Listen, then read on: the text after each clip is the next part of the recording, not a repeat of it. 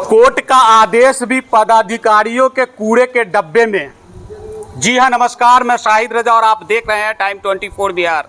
इस वक्त मैं सीतामढ़ी जिला के बोखड़ा प्रखंड मुख्यालय में हूँ और यहाँ महादलितों का धरना चल रहा है। बताया जा रहा है कि दबंग के द्वारा अवैध रूप से महादलित की ज़मीन को कब्जा कर लिया गया, जिसके बाद इन लोगों ने कोर्ट का सहारा लिया। कई पदाधिकारी का उस आदेश है, यहाँ तक कि एससी से लेकर करके अनुमंडल पदाधिकारी का आदेश है और वो सारा आदेश यहाँ के पदाधिकारी के कूड़े के डब्बे में है। कुर्सी बदल गई, आदमी बदल गए, पदाधिकारी बदल गए, लेकिन आज भी जो महादलित परिवार है वो इंसाफ के लिए दर दर की ठोकर खा रहे हैं। नतीजा ये है कि इन लोगों ने पूरी तरह से, मैं कैमरा पर्सन को कहूँगा कि तस्वीर दिखा दे आप, ये बोखड़ा प्रखंड के अंदर जाने का मेन गेट है और यहाँ पूरी तरह से इन लोगों ने बंद कर दिया है। और इन लोगों की जो मांग है कि दबंग के द्वारा मेरी ज़मीन को जो कब्जा किया गया है वो ज़मीन हमें वापस दिलवा दें। और वापस क्या दिलवाएंगे ये लोग कि अभी तक पदाधिकारी को इन लोगों से मिलने तक नहीं आए हैं। तकरीबन 3 बज गए हैं, सुबह 10 बजे से लेकर ये लोग बैठे हुए हैं और इन लोगों का कहना है कि कोई भी, ना तो प्रखंड विकास पदाधिकारी ना अंचल अधिकारी, कोई भी हम लोगों से मिलने तक नहीं आए हैं। भूखे प्यासे महिला पुरुष बच्चे सभी बैठे हुए हैं और इस बात का इंतज़ार कर रहे हैं कि शायद कोई पदाधिकारी के कान तक आवाज़ जाए और मेरी आवाज़ आकर यहाँ सुने, लेकिन सुनने वाला है कौन। लगातार विपक्ष जो है इस बात का बार बार जिक्र करते हुए नज़र आती है कि मुख्यमंत्री नीतीश कुमार के कार्यकाल में पदाधिकारी उनके मंत्री की नहीं सुनते हैं, उनके विधायक की नहीं सुनते हैं, तो ये तो आम गरीब महादलित परिवार के लोग हैं, इनके का हक सुनेंगे। शायद जो विपक्ष का इल्ज़ाम है वो बिल्कुल सच साबित हो रहा है कि पदाधिकारी बेलगाम हो चुके हुए हैं और अपने कान में तेल डालकर बैठे हुए हैं, सुनने वाला कोई नहीं है। जो जानकारी मिल रही है कि इससे पहले अंचल अधिकारी थी पुष्पा कुमारी, उनके ही रीजन में ये आदेश आया था कि जो महादलित परिवार है उन लोगों की जो अवैध रूप से ज़मीन कब्जा किया गया है उसे खाली करवा करके उन लोगों को सुपुर्द कर दें। पुष्पा कुमारी का ट्रांसफ़र हो गया। अब नई जो अंचल अधिकारी हैं बागेश्वर प्रियदर्शी, वो भी पिछले तकरीबन 1.5 साल से यहाँ हैं। इनके भी ऑफिस और दफ्तर का चक्कर काट काट के ये महादलित परिवार थक चुके हुए हैं। आज ही जा कर के ये लोग प्रखंड मुख्यालय के मेन गेट को घेर करके बैठ गए हैं और इन लोगों का कहना है कि जब तक हम लोग जो मांग है हमारी वो पूरी नहीं होगी, जब तक हम इस गेट को खाली नहीं करेंगे। तो सुन लीजिए अंचल अधिकारी महोदया, और जिला अधिकारी को भी मैं बोल रहा हूँ, अनुमंडल पदाधिकारी को भी बोल रहा हूँ कि शायद महंगा पड़ जाएगा, क्योंकि ये महादलित परिवार जो है ये अब जिद पे आ चुके हुए हैं और इनका जो जिद है वो कहीं ना कहीं आपको जो है मुश्किल में ना डाल दे। यहाँ कुछ लोग हैं, उन लोगों से बात करेंगे और जानेंगे क्या कहेंगे। आप काहे बैठे हुए? बैठे रहिए आप। जी, हम लोग इसलिए बैठे हैं कि हम लोग का जो कमिश्नर के यहाँ से आदेश हुआ था, कितना दिन हो गया फिर भी सीओ मैम कब्जा नहीं करवा रही है। अच्छा जी, क्यों? पता नहीं, वो बोल रही है, मतलब जब इससे पहले बार भी हम लोग बता चुके कि उन लोग का डिमांड है पैसा का, बोल रही थी कि पैसा दीजिए। अच्छा, हाँ, पैसा क्यों दीजिए? जब आपकी ज़मीन है तो पैसा क्यों दीजिए? वही तो हम जानना चाहते सीओ मैम से, इसीलिए यहाँ पे धरना प्रदर्शन दिए ताकि आके हमसे मिले और बताए कि क्या रीज़न है कि अब तक हम लोग का कब्जा नहीं हुआ है। वो ज़मीन तो शायद आपको पट्टा में मिली थी ना? हाँ हाँ, मेरे दादाजी के नाम से सेलिंग में मिला था। सेलिंग में मिली थी ज़मीन? जी। उसके बाद से ही लोगों ने कब्जा कर लिया? नहीं, पहले देखिए सेलिंग में मिला था तो हम लोग के कब्जा में था। मेरे पिताजी है जो शहर में रहते थे, गांव में नहीं रहते, बाहर मजदूरी करते थे। हम लोग छोटे छोटे तो उस समय से ही मतलब खाली पड़ा था वो ज़मीन, और उसके पीछे ही उनका घर है जो कब्जा करके बैठे हैं। अच्छा। तो वो मतलब ना आदमी पा करके उस पर कब्जा कर दिया। जैसे वो उस पर काम शुरू किया, हम मेरे पापा जी आए, उस पर एक्शन लिए, मतलब 144 लगा था, काम चालू है, हर एक चीज़ है। दफ्तर का चक्कर काट के हम लोग परेशान हो चुके हैं। 144 लग गया तो काम तो रुक गया होगा या बनता ही रहा?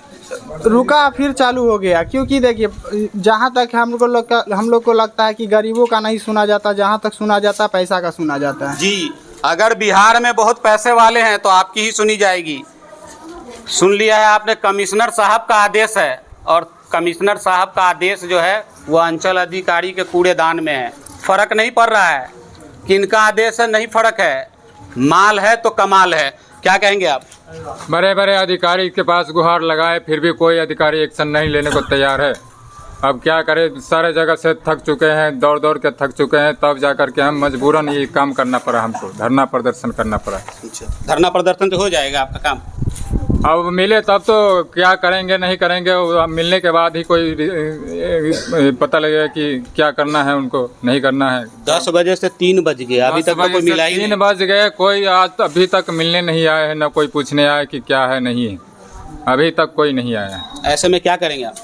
जब तक कोई निर्णय नहीं होगा जब तक हम यहाँ से नहीं हटेंगे, जब तक हम बिल्कुल बैठे। ठान लिया आपने? जी ठान लिया हमने, और अब कब्जा नहीं कराएगी 1 हफ्ता के अंदर में तो हम फिर जिला में जाएंगे, जिला में डीएम के पास जा कर के धरना करेंगे और परिवार सहित हम सारा वहाँ पे मिट्टी तेल छिड़क के दया कर लेंगे।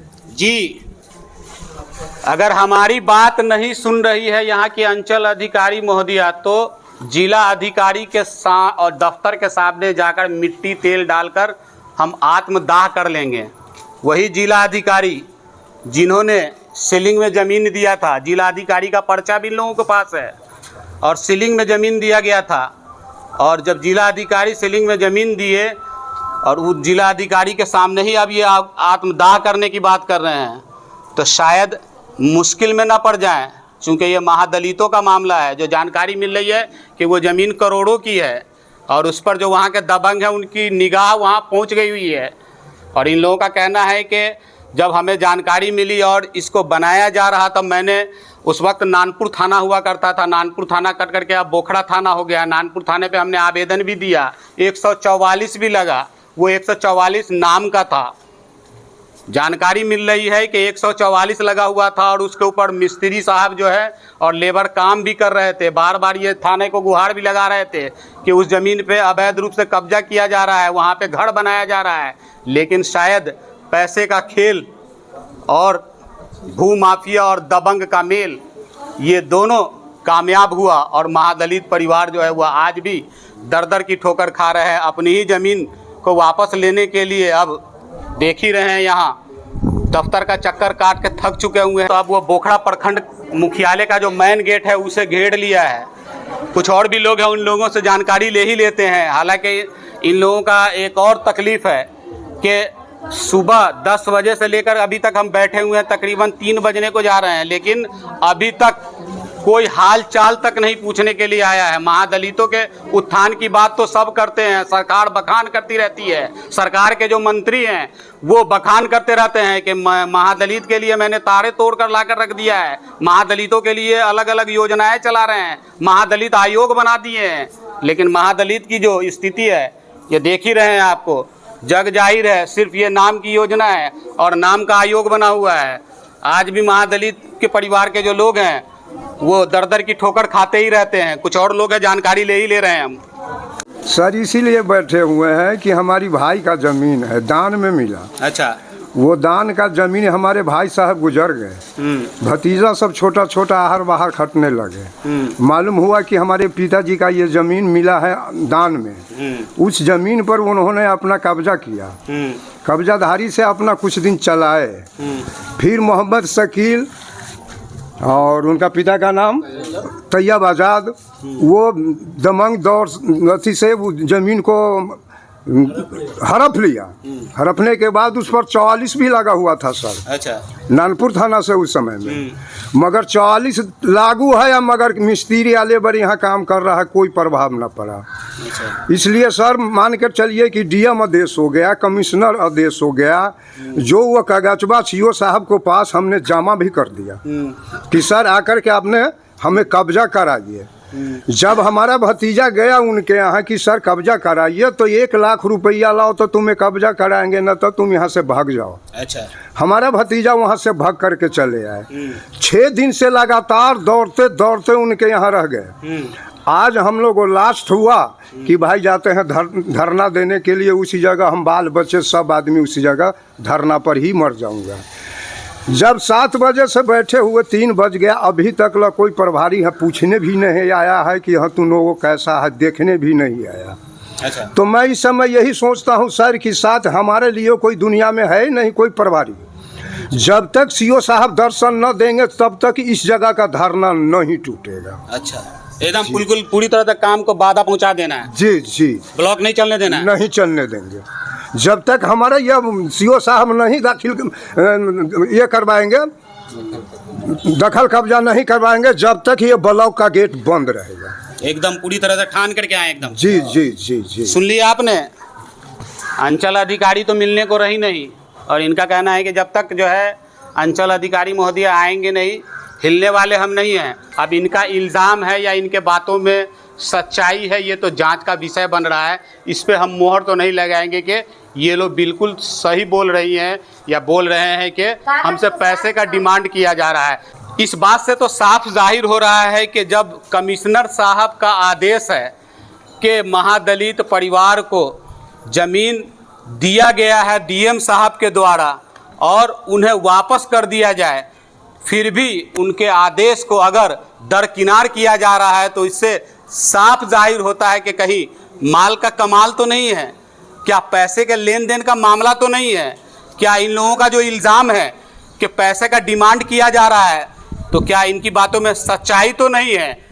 कमेंट कर आप लोग ज़रूर बताएं कि क्या इन लोगों की बातों में कितनी सच्चाई है या इन लोगों का इल्ज़ाम है। तो खबर के बारे में आपकी क्या राय है कमेंट बॉक्स में ज़रूर लिखें। और अभी तक आपने हमारे चैनल को सब्सक्राइब नहीं किया है तो सब्सक्राइब कर लीजिए। अगर आप हमें फेसबुक पर देख रहे हैं तो फॉलो करना बिल्कुल ना भूलें ताकि बिहार की तमाम छोटी बड़ी खबर सबसे पहले आप तक पहुँचती रहे। जय हिंद, जय भारत।